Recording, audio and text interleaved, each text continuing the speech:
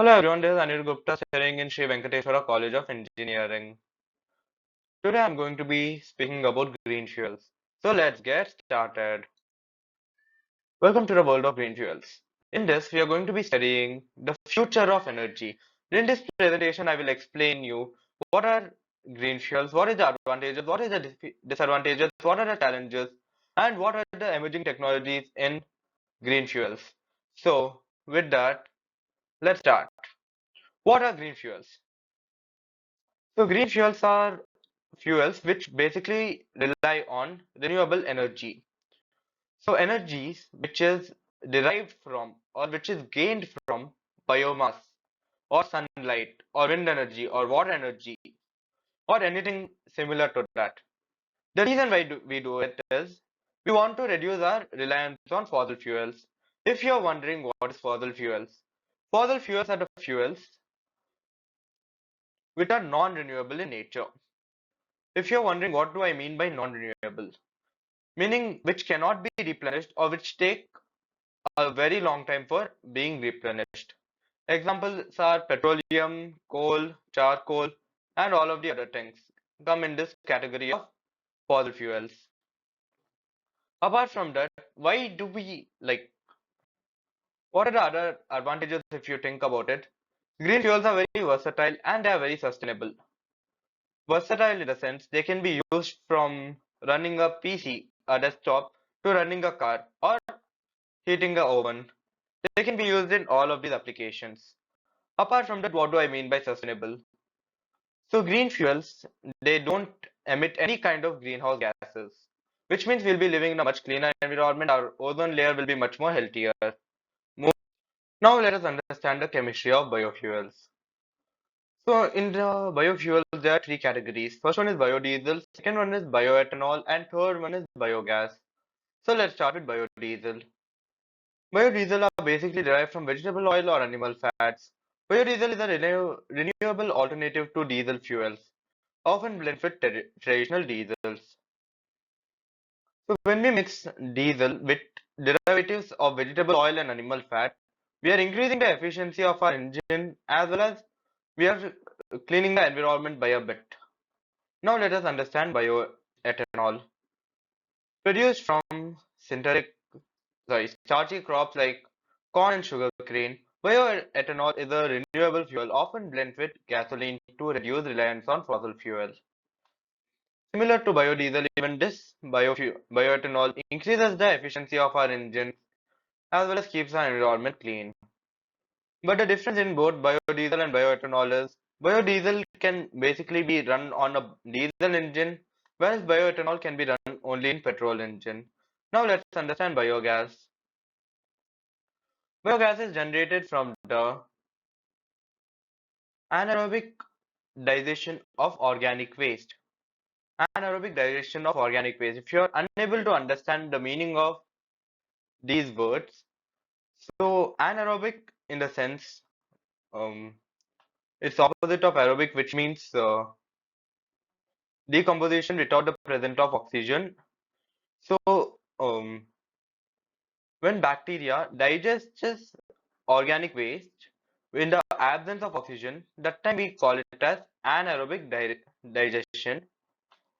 So a biogas which is rich in methane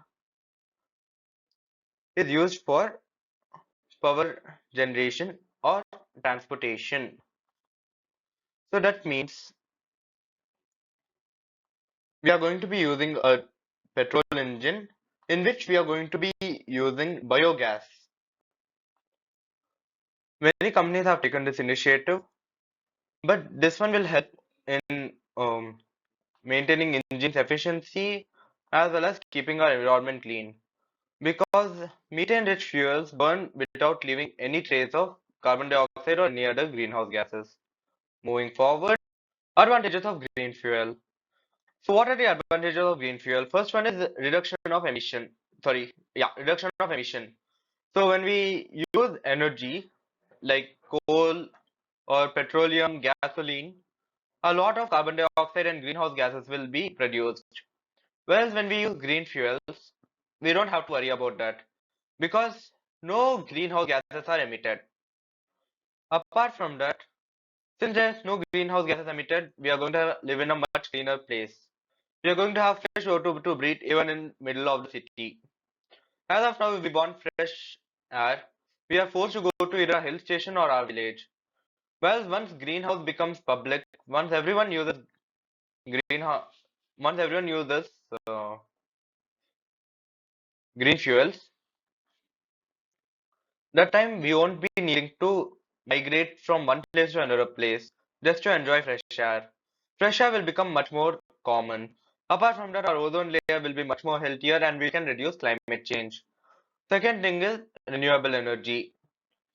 Greenhouse gases, green fuels are very renewable because we are going to be using sun, wind, water, which are present everywhere. Apart from that, we are also going to be using hydrogen fuels. I'll not be talking about that in this slide, but that's a very cool thing. You can check it out. Apart from that, we have energy security. What do I mean by energy security is every single city or state requires a certain amount of energy. And as of now, we are depending on different parts of state or different parts of the country for us to get energy.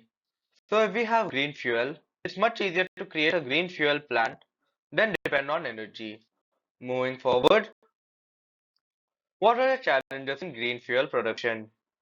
First one is its high production cost. As we all know, green fuels are very expensive. For example, solar cell is very expensive for installation, but it has a very low operating cost. So it basically has high upfront payment. Apart from that, it's very difficult to scale production. Since the cost is very high, people who are going to opt for it is also very difficult. Apart from that, green fuels use lot of land space. Like if we are going to use corn and sugarcane for the ethanol example, we need to cultivate lot of corn as well as a lot of sugarcane, basically a lot of starchy plants. So all of those things uh, causes concern about land use and sustainability.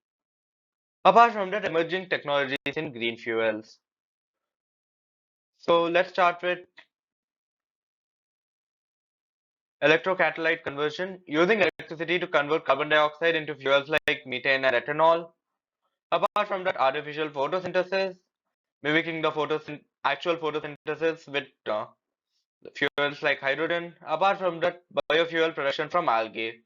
That's right, we are going to be using algae to produce fuels. Because of that, we can reduce our dependency on land-based crops, which was one of the previous disadvantages we had discussed few minutes ago. So what are the catalysts for green fuel reaction? First one is enhance efficiency, second one is controlling selectively and optimizing reaction condition. Since we all know that catalyst is a chemical which do not interact with the reaction going on, but it alters the rate of the reaction.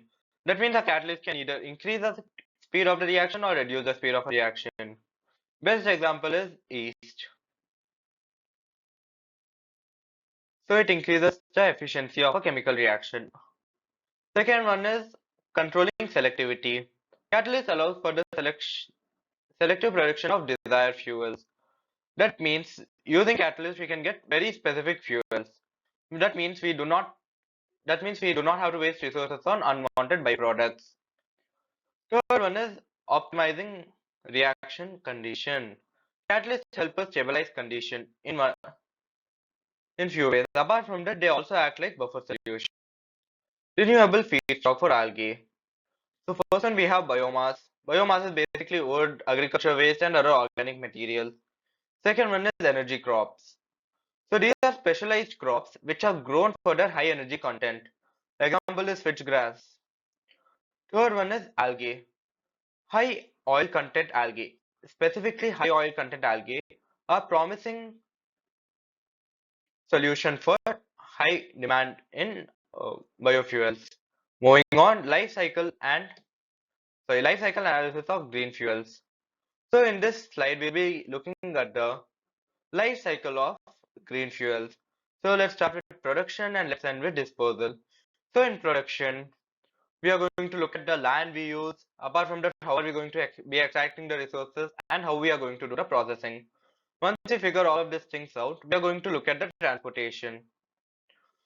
So fuel distribution is very critical because it's very crucial for us to transport the fuel from one place to another. If not, it's going to be tricky using the fuel in remote locations. After that, we are going to see how we can use the fuels. So either the fuels are going to be used in vehicles or it can be used for heating elements.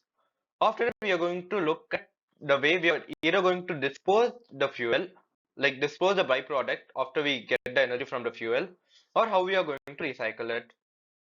Global green fuel policies and initiatives. First one is tax initiative. So reduction of tax on purchase of vehicles which use green fuels. Not just vehicles, vehicles and machinery which use green fuels. Renewable portfolio standards. When a company uses renewable energy over non-renewable energy, government takes a note of it and gives them according benefits. Research and development. Investing in R&D of green fuels has become a trend because once we get better renewable energies, so many other things will happen. Apart from that, there has been many attempts of collaboration between different countries to improve this tech known as green fuel. So in this PPT, we have understood what is green fuels, what are the different ways we can use green fuels, apart from that, how we can use green fuels, the advantages of green fuels, as well as the difficulties of green fuels. Everything has been there in a slide right in front of you. Please check it out, and I'll catch you in the next one. Thank you.